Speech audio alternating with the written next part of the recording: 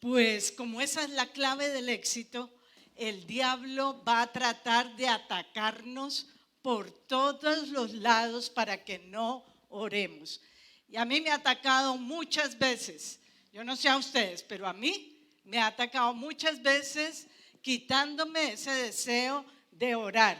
Vamos a leer Efesios 6, 10 al 13. Dice, finalmente, confíen en el gran poder del Señor para fortalecerse.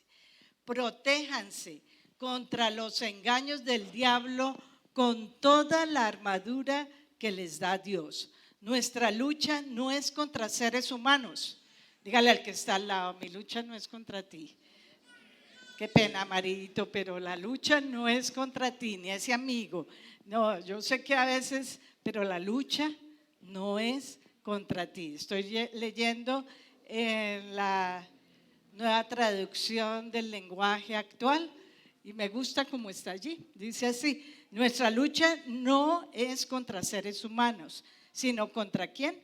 Contra gobernantes, contra autoridades, contra poderes de este mundo oscuro y contra fuerzas espirituales malignas del cielo. Por eso vístanse con toda la armadura de Dios. Así soportarán con firmeza cuando llegue el día del ataque de Satanás y después de haber luchado mucho, todavía podrán resistir. Pero sobre todo, tomen el escudo de la fe para detener las flechas encendidas del maligno. ¿Qué cantidad de flechas nos llegan cuando nos sentamos o cuando nos arrodillamos a orar? Usted, mientras yo voy hablando, puede anotar cuál es la flecha que usted tiene. ¿Cuál es ese dardo? Si tuviera aquí una pistola, estaría ahí mandando dardos. Un dardo es la duda, otra el desánimo, ¿cierto?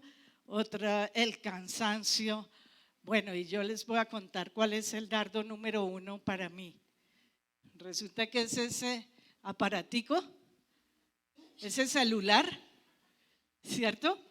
Que ahora uno tiene todo ahí. Antes uno decía, no, el computador, no, la televisión, no, diferentes cosas, ¿cierto?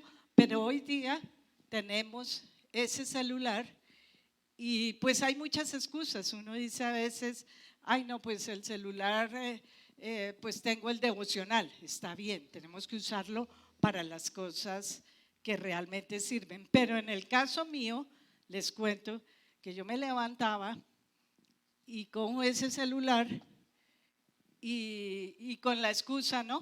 Ay no, pues es que en la sala de avivamiento tengo que orar por esta persona, aquella otra, no sé qué. Y resulta que pues me empiezan a llegar otros mensajes, ¿no? Y uno espicha la última noticia, ¿quién va a quedar presidente? No sé qué, y ya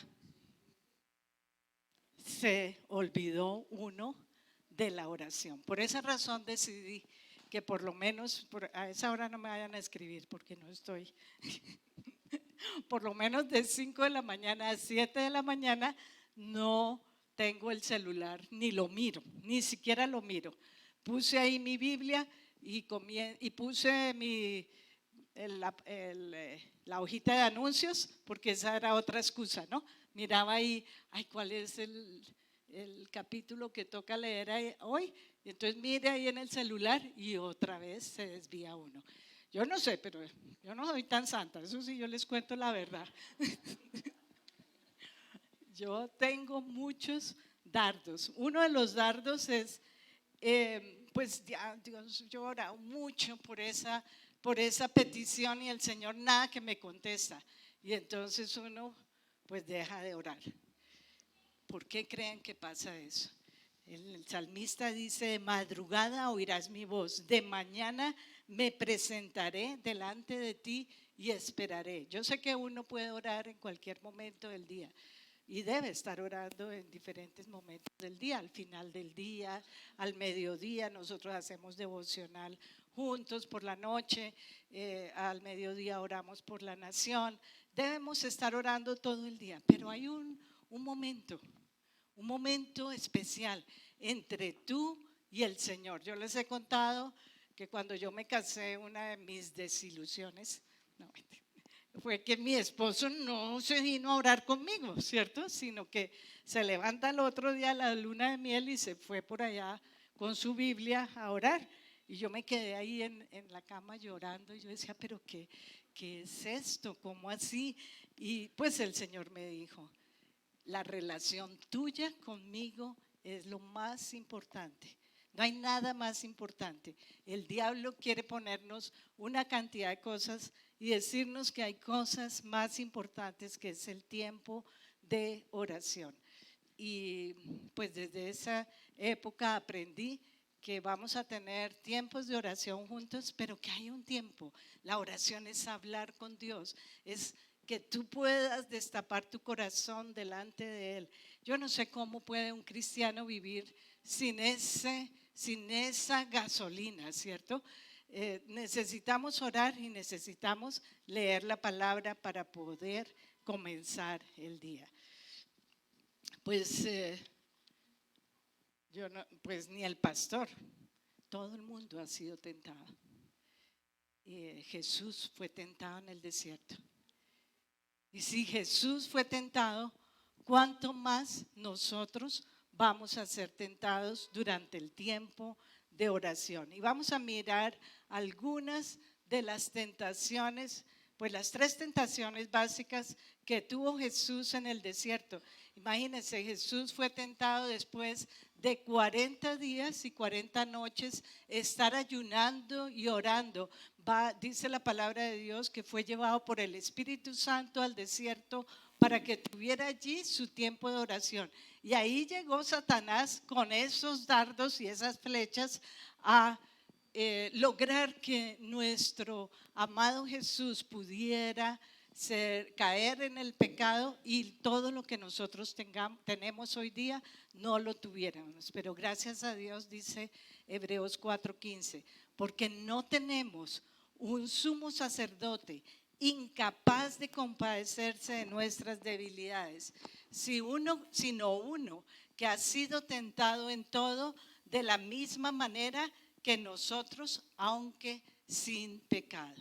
Jesús fue tentado en todo. Por eso cuando tú eres tentado, tú sabes que tienes uno que se compadece de ti.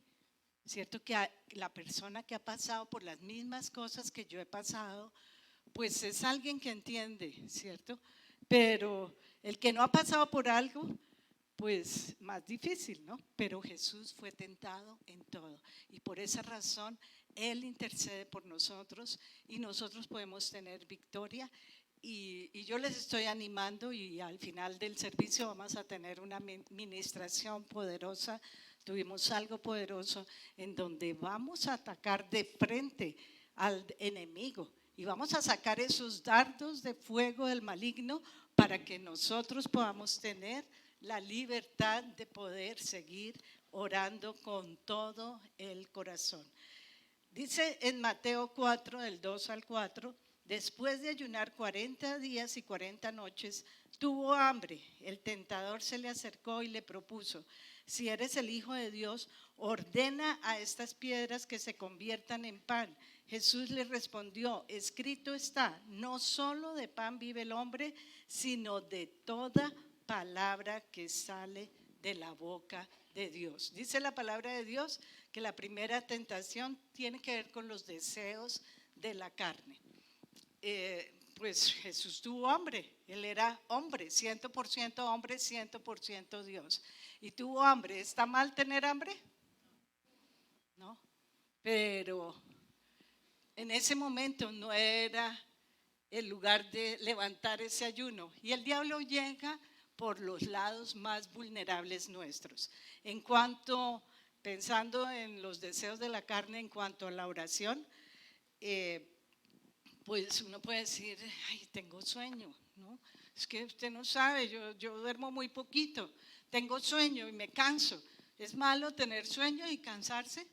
Pues no, pero yo tengo que hacer cosas, cambiar cosas en mi vida para poder dormir más de pronto y levantarme temprano y poder tener ese tiempo con el Señor. Dice la palabra de Dios, como leímos, como les leía ahorita, de madrugada oirás mi voz. Y cuando yo leía eso dije, pero ¿por qué oirás mi voz? Señor puede leer mi mente, ¿cierto? Y Él puede saber todos los pensamientos.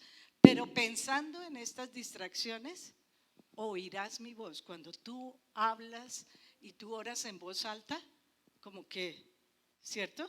El pensamiento se centra en la oración que estamos haciendo.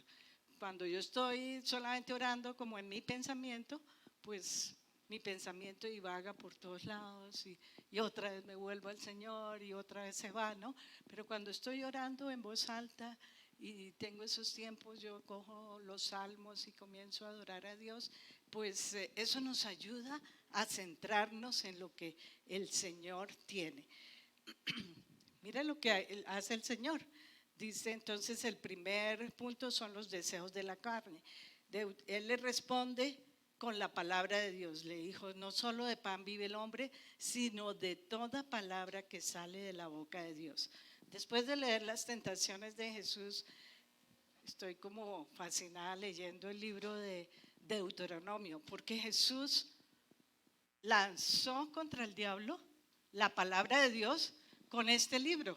Todo lo que vemos ahí en Mateo está en Deuteronomio. Ahí dice Deuteronomio 8:3, dice, te humilló y te hizo pasar hambre, pero luego te alimentó con maná, comida que ni tú ni tus antepasados habían conocido, con lo que te enseñó que no solo de pan vive el hombre, sino de todo lo que sale de la boca del Señor.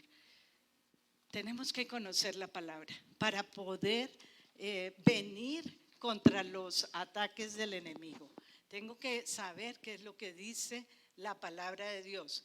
Y ahí yo puedo atacarlo. Imaginen que el diablo en la segunda tentación coge y utiliza la palabra de Dios. Él se la sabe, les cuento. Pero nuestro reto es que yo me la voy a saber más que él, ¿sí? Él se sabe la palabra de Dios y coge y nos lanza allí sus dardos, ¿no? Y dice, pero si tú estás orando y estás orando por ese trabajo y la Biblia dice, pedid todo lo que queráis y lo que queréis os será dado. Y yo, mira, ya Dios me dio el trabajo, pero resulta que Dios te dio ese trabajo, pero tenías que pasar por debajo un sobornito, ¿cierto? Y entonces pasaste el soborno y tú llegas delante del Señor y le dices, Señor, pero yo te pedí y esto es de parte de Dios porque yo te lo pedí y tú me lo diste. ¿Será que esa oración fue contestada por Dios? No, porque está en contra de la palabra de Dios. El diablo le citó el Salmo 91, 11 y 12 al Señor. Le dijo, porque Él ordenará que sus ángeles te cuiden en todos tus caminos. Con sus propias manos te levantarán para que no tropieces con piedra alguna. Entonces el Señor le responde lo que dice en Deuteronomio 6:16. No pongas a prueba al Señor tu Dios como lo hiciste en Masá. Esta tentación tiene que ver con el orgullo de la vida. En cuanto a la oración, puede ser que tú ya estás tan lleno de la palabra y eres un cristiano de tantísimos años, te sabes la Biblia, mejor dicho, la pastora Carmencita y la pastora Rita se saben la Biblia de pe a pa, ¿cierto? Y entonces ya ellas pueden llegar allí, el pastor Jorge, ese sí que sabe palabra, ¿no?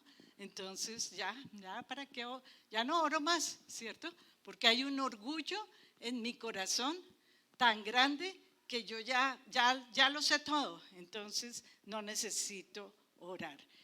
Y qué peligro. Ustedes saben que muchos siervos del Señor han caído porque Dios los utiliza. Viene la gente es sanada, la gente es liberada, sabemos la palabra como quién sabe qué, pero pues yo ya no necesito a Dios, ¿cierto? Porque Dios hace todo eso, pero lo que no entendemos es que eso lo hizo el Señor. Eso no viene de parte mía, eso vino de parte del Señor. Y por eso pues llegamos a un punto en que podemos ser ahí como el publicano y el fariseo, que el fariseo estaba ahí diciendo, ay Señor, yo ya, mejor dicho, yo diezmo, yo me sé, yo guardo el sábado, yo sé todo y no necesito realmente casi de ti. Mejor dicho, el que se tiene que arrodillar delante mío es Dios, ¿no? Yo recuerdo una vez que recién que me entregué al Señor, eh, resulta que, bueno, estábamos en un avivamiento muy tremendo y vivíamos en una casa que no tenía celadores afuera. Y nos fuimos y yo le dije a mi mamá, ay mamá, eso tranquila, Diosito nos cuida la casa. Y nos fuimos tranquilamente, ¿no? Diosito nos cuida la casa, que llegamos y estaba completamente desocupada. Y ese día Dios me mostró, ¿no? Yo no soy tu siervo, tú eres mi sierva. Así no podemos entrar en la presencia del Señor. Y la tercera tentación que vemos aquí es los deseos de los ojos. Mateo 4, 8 al 9. De nuevo lo tentó el diablo llevándolo a una montaña muy alta y le mostró todos los reinos del mundo y su esplendor. Todo esto te daré si te postras y me adoras. El Señor le dice, vete Satanás, le dijo Jesús, porque escrito está, adora al Señor tu Dios y sírvele solamente a Él. Entonces el diablo le dejó y unos ángeles acudieron a servirle. La tercera tentación tiene que ver con los deseos de los ojos. Esa respuesta del Señor está en Deuteronomio 6:13. Dice, teme al Señor tu Dios, sírvele solamente a Él y jura solo en su nombre. ¿Saben una cosa? Lo que el diablo quiere es que nosotros le adoremos a Él y apartemos los ojos de Jesús. Si tú no estás adorando a Jesús, ¿sabes a quién estás adorando? Al diablo. Y tú te pareces a lo que tú adoras. Tenemos una distorsión en nuestra mente. Ah, no, pero yo no estoy haciendo nada malo. Pero si tú no estás postrado delante de Dios y adorándole a Él, tú terminas adorando a Satanás. Lo que el diablo quiere es que nosotros quitemos los ojos de Jesús y los volvamos a Él. Y tranquilamente andemos por el mundo adorando a Satanás. Y cada día más y más nos vamos a parecer a Él. Estas fueron las tentaciones de Jesús. Si Jesús fue tentado, ¿cuánto más seré yo tentado? Pero tranquilos, no me pongan esa cara ahí de tristeza. Pues Él venció. Él venció y por eso nosotros podemos vencer. Pero la palabra de Dios dice, someteos pues a Dios, resistid al diablo y Él huirá de vosotros. Solamente si yo someto todo mi ser al Señor, el diablo va a poder salir y huir de nosotros. Hemos estado orando en esta mañana y sé que ahorita vamos a hacer una oración reprendiendo todas esas flechas, todos esos dardos. Ya escribiste el dardo que tú tienes, cuál es el peor enemigo que tú tienes y vamos a ir contra eso porque queremos una iglesia que adore a Dios de todo corazón. Este miércoles queremos interceder por Colombia. Compramos un mapa, no es tan grande, pero de Colombia lo queremos colocar aquí en el centro y empezar a orar y a interceder. ¿Saben una cosa? Los reinos de este mundo sí son del diablo. Él sabía que todo estaba bajo su poder. Pero Jesús vino para establecer el reino espiritual. No un reino en este mundo. Los discípulos creían y los judíos creían que venía a establecerse el reino de la tierra. Y estaban diciendo, bueno, ya se acabó toda esa opresión que tenemos, toda esa opresión de los romanos y ya viene el rey que nos va a liberar. Pero resulta que Jesús dijo, es que mi reino no es de este mundo. Y estamos declarando que Colombia es de Jesús, que Colombia pertenece a Él, pase lo que pase. El reino de Colombia, este país no le pertenece a ningún hombre, ni al diablo, ni a todas huestes espirituales de maldad que de pronto estén orando contra Colombia. Este país le pertenece al Señor Jesucristo, pero necesitamos, como cristianos, pues doblar rodilla. No es momento, ¿no? Yo creo que no podemos bajar la guardia, tenemos que seguir orando por Colombia. Pero vamos a mirar pues algunos casos en que no tenemos que orar. Ustedes me dirán, pero acaba de decir que hay que orar por todo. Sí, pero hay algunas cosas que yo no tengo que hacer. Y es que yo no puedo insistir en una oración que no está de acuerdo a los principios bíblicos. No insistir en una oración que no está de acuerdo a los principios bíblicos. Tengo que tener mucho cuidado en esto. Podemos estar muy equivocados y comenzar a orar pidiendo cosas que realmente no están en la palabra de Dios. Hay un caso muy triste en la Biblia de un rey que fue establecido por Dios. El profeta Samuel fue y ungió a este rey y lo puso sobre Israel. Y él tenía todas las opciones para seguir reinando sobre Israel. Pero hizo algo, y es que comenzó a desobedecer a Dios.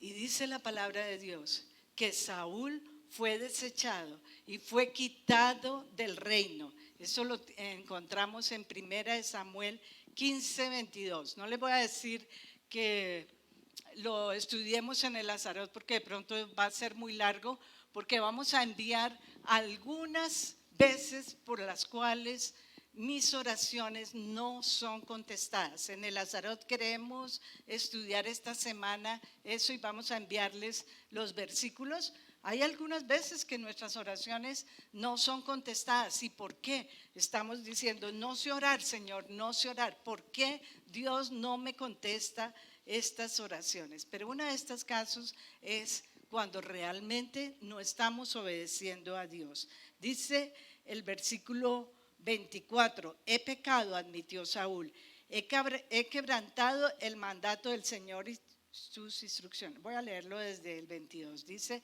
Samuel respondió, ¿qué le agrada más al Señor?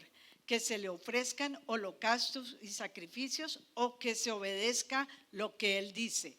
El obedecer vale más que el sacrificio y el prestar atención más que la grasa de carneros. La rebeldía es tan grande como la adivinación y la arrogancia como el pecado de la idolatría. Y como tú has rechazado la palabra del Señor, Él te ha rechazado como rey. Qué triste, ¿no? ¿Ustedes saben qué fue lo que pasó? Pues si leen ahí toda esa historia, el rey Samuel le mandó a que destruyera a todo el pueblo de Amalek. Que destruyera a Amalek y todo el pueblo. Saben que Dios quiere que uno saque todo, es que no podemos dejar ni una cosita. Cuando uno deja algo así de chiquito, por ahí se mete el diablo y acaba con todo. Y Dios le había ordenado a Saúl que destruyera todo ese pueblo, porque era un pueblo idólatra. Uno a veces dice, pero yo no entiendo el Antiguo Testamento. Pero la verdad, si no se destruían estos pueblos, lo que hacían era contaminar el pueblo de Dios. Y Saúl dijo, pues sí, voy a destruirlos. Llegaron y acabaron con una parte del pueblo, pero voy a dejar a Amalek. Y qué dolor. El Señor dijo, no me obedeciste. Y a veces nos pasa eso, ¿cierto? Así como el ejemplo que les digo del trabajo, así sucede también, por ejemplo, en nuestros matrimonios, ¿no? Dios ha ordenado al esposo amar a su esposa con todo el corazón. Y pues, ¿será que todo el tiempo uno lo ama? Pues, La verdad que no, ¿no? Ay, yo siempre salgo como boas aquí, ¿no? Pero la verdad, pues a la esposa de Billy Graham, el evangelista más importante de pues de los últimos tiempos, le preguntaron: ¿usted alguna vez ha querido divorciar a su esposa? Y ella respondió: no, yo nunca he querido divorciarme de él, pero sí lo he querido matar. Eso sí, yo no lo he querido matar.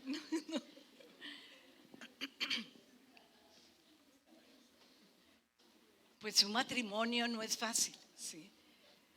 Pero qué bendición cuando uno termina de verdad haciendo la voluntad de Dios hasta el final de nuestros días.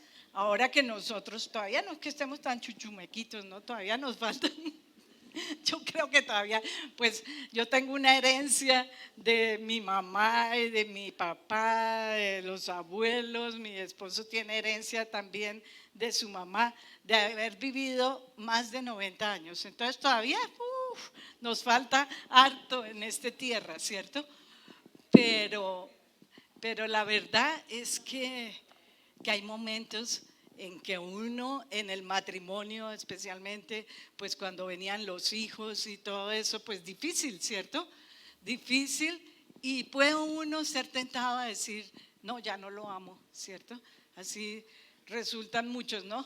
No, es que ya no la amo, ya ella pues cristiana y todo, pero yo ya no la amo. Y es que el Señor me mostró, es que viera, ya en la oficina hay una, pero lindísima, ¿no? La pobre mujer teniendo los hijos, su cuerpo desbaratado, porque pues cada vez que uno tiene un hijo hay una cantidad de problemas, ¿cierto? Trabajando, luchando. Y pues claro, el Señor le mostró allá una toda fresquita, linda. No, qué cosa, ¿no? Es algo fuera de lo que Dios quiere. No es el Señor, es el diablo el que está ahí, es el diablo el que está atacando los matrimonios. Y yo doy gracias a Dios porque a través de los años, ya vamos a cumplir 39 años de casados, ¿sí? Y cada día puedo decir que amo más a mi esposo. Ahora no lo quiero matar, ahora. Ay, porque se va tanto, por favor, que esté aquí cerquita. Pero si hubiéramos caído en la tentación y hubiéramos acabado, yo les digo, muchos matrimonios se acaban, los abuelos no pueden disfrutar esos nietos maravillosos que Dios nos da, toda la bendición que viene por haber permanecido realmente haciendo la voluntad de Dios.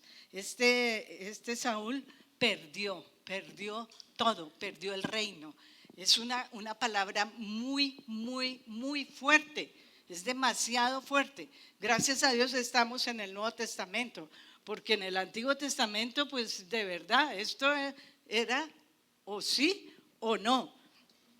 Y dice, míralo, pues porque bueno, también en el Antiguo Testamento, pues David también pecó, pero David tuvo un verdadero arrepentimiento. Pero este Saúl, veamos cómo actuó. Dice: he pecado, admitió Saúl, he quebrantado el mandato del Señor y tus instrucciones. Los soldados me intimidaron y les hice caso. Siempre, ¿no? No, pues le echamos la culpa a otra persona, ¿no? Siempre hay una excusa y nunca cogemos la responsabilidad propia. No, es que yo tenía un papá, no sé cómo y si sé cuántas. Pues, ¿sabes qué? Dios te está juzgando a ti. Si tú estás aquí sentado, no empecemos. Esa palabra era para mi esposa, pero claro, como no vino, ¿no? Esa es para mi hijo, pero como no vino, ¿no? No, ¿sabes qué? Esa palabra es para ti. Es para el que está sentado escuchando o la estamos viendo, ¿no? Es para cada uno de nosotros. Tenemos que tomar la responsabilidad de nuestra vida delante de Dios. El problema de Saúl fue que él no tomó la responsabilidad, sino dijo: los soldados me intimidaron y les hice caso. No hubo un arrepentimiento verdadero. Pero lo más horrible de acá, y tiene que ver con la oración y la adoración, fue que Saúl lo único que le importó, ¿sabe qué fue? Los demás, que el ejército que estaba con él lo viera con Samuel y le dice a Samuel, pero bueno, está bien, no importa que me quites el reino, pero camina y adoras a Dios conmigo. Pues Samuel le dijo, bueno, pues camine, pero el reino de Dios, ya el reino tuyo ya ha sido quitado de ti. Y a él lo único que le importaba era ir a adorar a Dios, pero delante de todo su ejército y de todo el pueblo, que lo vieran que él estaba con Samuel todavía. Entonces, ¿ustedes creen que esa adoración llegó al que realmente lo merece? Pues no, fue quitado totalmente. Dice, la rebeldía es tan grave como la adivinación y la arrogancia como el pecado de la idolatría. Y como tú has rechazado la palabra del Señor, Él te ha rechazado como rey. Otro punto que puse ahí es, no busques que una burra te hable. En la Biblia pasó eso, ¿cierto? Pasó que una burra, siempre me gustan las burras o los burros en las prédicas, ¿no? Pero hay un caso de ¿por qué no te vas a celebrar tu libertad con tus amigos? A Balán para que Es medio que entendiera. yo Vamos no a ver tengo cómo es amigos. que Y ahí no pasó pienso ir la al bosque burrita. yo solito. No, ¡Hey! no ¡Tengo sé. una ideota! ¡Me quedaré contigo! Tú eres verdaderamente una máquina de pelea. Entonces se pueden imaginar. ¿por qué no te vas a celebrar esto tu en los libertad dibujos con tus animados, pero amigos? se pueden imaginar, porque la Biblia es real, Es que es yo real no y tengo verdadera, amigos. que una Y no burra pienso ir al se bosque yo levante solito. y nos ¡Hey! comience ¡Tengo una a ideota! hablar. ¡Me quedaré contigo! La historia Tú de eres Balán verdaderamente es bien interesante también. Ahí el profeta Balán le tiene que hablar a, como esperes, ya es el segundo servicio y estoy como un poquito cansada. Moab dice, vamos a buscar a un profeta que nos bendiga a nosotros, porque ese Balaam resulta que a todo el que bendice le va bien y al todo que maldice pues le va mal.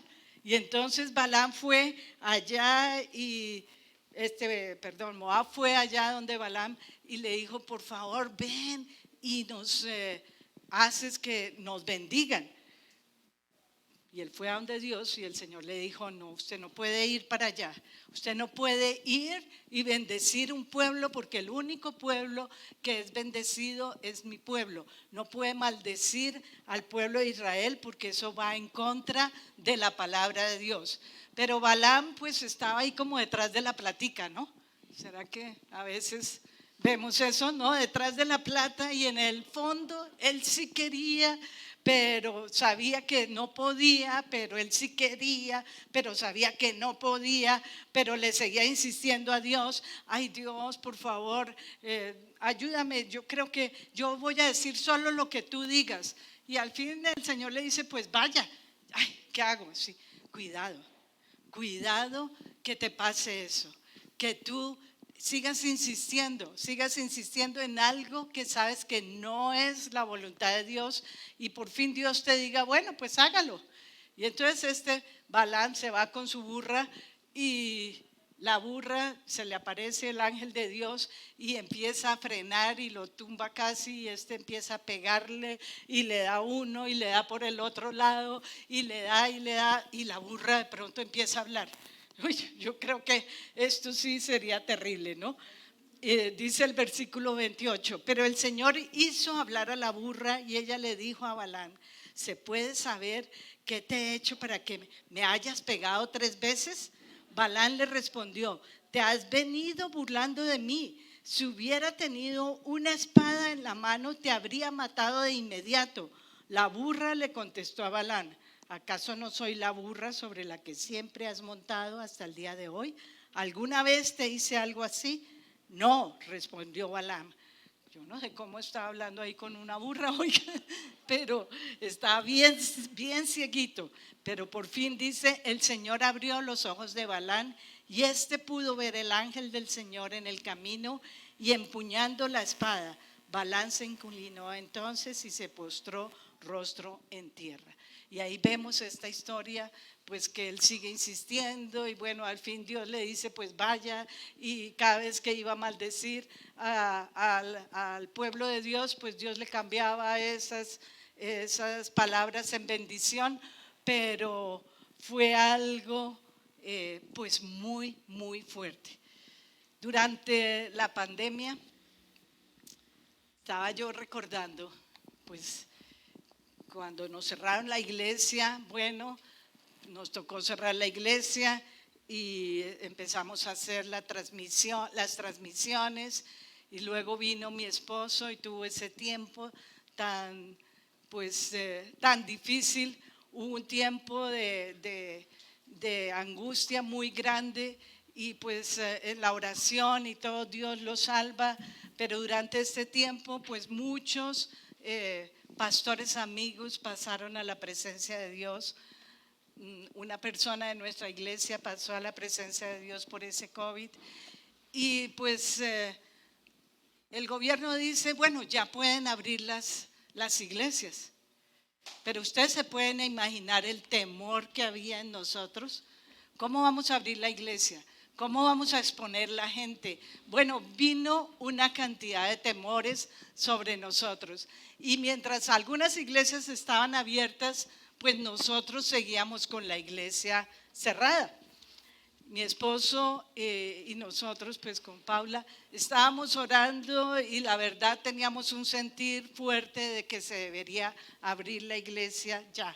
Pero venían los temores, venía todo esto, gente nos llamaba, decían no vayan a hacer eso, mire que en tal iglesia se murió yo no sé cuánta gente, mire que en el otro lado, y nosotros habíamos pasado por eso, y estábamos aquí, yo estaba ahí afuera, estábamos remodelando, poniendo el piso y mirando ahí los obreros, y pasó un señor de la calle, que vive en la calle con su pelo largo, todo sucio, todo bien desastrosa, pues su apariencia física, y me dijo, oiga monita, le dije, ¿qué quiere? Entonces me dijo, ¿ustedes cuándo van a abrir la iglesia? Yo le dije, pues no, estamos orando, ¿no? Estamos orando, ¿no? Y él llegó y me dijo, ¿pero qué les pasa? El diablo aquí haciendo todo lo que está pasando allá afuera y todas las iglesias cerradas. No le voy a decir burra a él, ¿no?